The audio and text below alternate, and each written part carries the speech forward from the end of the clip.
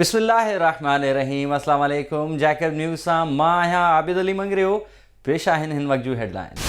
जैकबाबाद में बिजली जी ड्रिघी load shedding ख़त्म कराइण लाइ पीपल्स पार्टी शहीद भुट्टो जे ज़िलई सदर नदीम अहमद कुरैशी जी जुस्तजू जारी। नदीम कुरैशी पारां STP जे ज़िलई सदर अब्दुल सत्तार जागीरानी, मोहम्मद उमर सोलंकी, निज़ाम जतोई, नूर मोहम्मद मंजू, अहमद अली उमरानी, हैदरी केहर, नज़ीर अहमद लाशारी, सैयद अली शाह, निगार ब्रोही ऐं ॿियनि समेत ग्रिड स्टेशन जो दौरो। SDO गिरिड अब्दुल नबी कुरैशी पारां गिरिड जो दौरो करायो वियो ऐं खेनि मुख़्तलिफ़ फीडर्स ते थींदड़ लोड शेडिंग ते ब्रीफिंग ॾिनी वई। इन सिलसिले में राब्तो करण ते शहीद भुट्टो जे सदर नदीम अहमद कुरैशी जो चवणु हो त गिरिड जी हालत इंतहाई ख़तरनाक आहे। भितूं किरियल आहिनि। ख़तरनाक मींहुं पवण जी सूरत में समूरो सिस्टम वहिजी वेंदो। गैर क़ानूनी तौरु हिक ॿिए मथां फीडर क्रॉस कराया विया आहिनि त जीअं हिकु फीडर ते फॉल्ट अचण जे बहाने सां टे फीडर बंदि कया वञनि। शहबाज़ एयरबेस पारां 70 करोड़ रुपया बिजली जी मद में ॾिना विया आहिनि। पोइ बि गिरिड जी हालत इंतहाई ख़राब आहे। मरम्मत जे नाले ते ईंदड़ बजट हड़प कयो पियो वञे ऐं शहर में किथे बि तारनि जी मरम्मत नथी थिए। हिते हिकु माफ़िया आहे जंहिं ख़िलाफ़ आवाम खे गॾिजी आवाज़ बुलंद करणो पवंदो।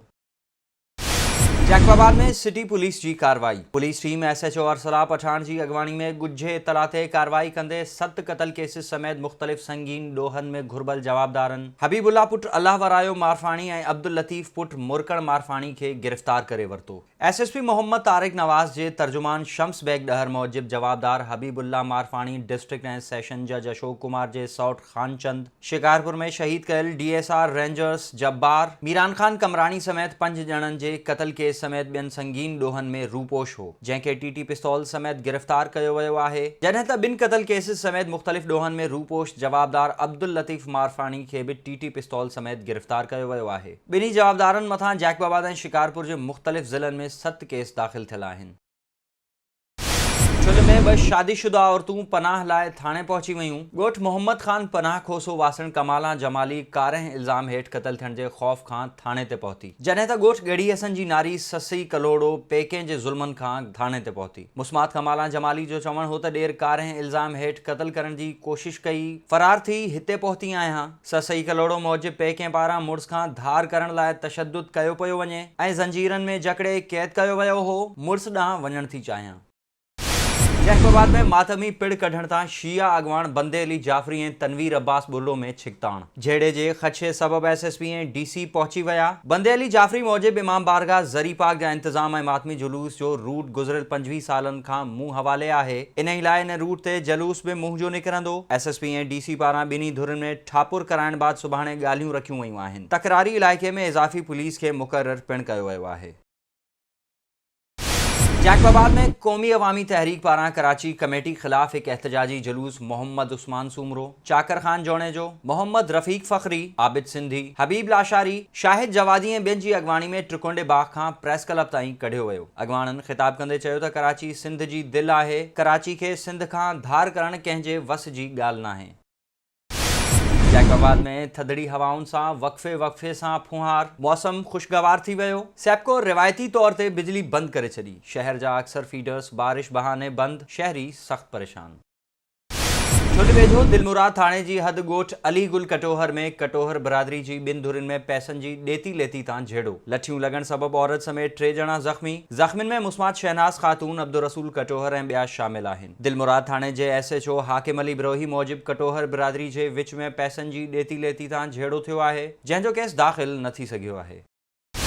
जोधापुर के मुख़्तलिफ़ इलाइक़नि में हवा सां गॾु तेज़ तूफ़ानी मींहुं जा वसकारा। सुबुह सवेरे खां शुरू थियल मींहुं राति ताईं जारी रहियो। मींहुं सबबि बिजली समेत मवासिलाती निज़ाम डावाडोल। तेज़ बारिशनि सबबि फसल खे बि कापारी धक। आबादगार तबिको सख़्त परेशान। मींहुं सबबि केतिरा ई कच्चा घर ड्रही पट। मिसकीन मारूअ ॾांहुं खुलियल आसमान हेठि वेहण ते मजबूर।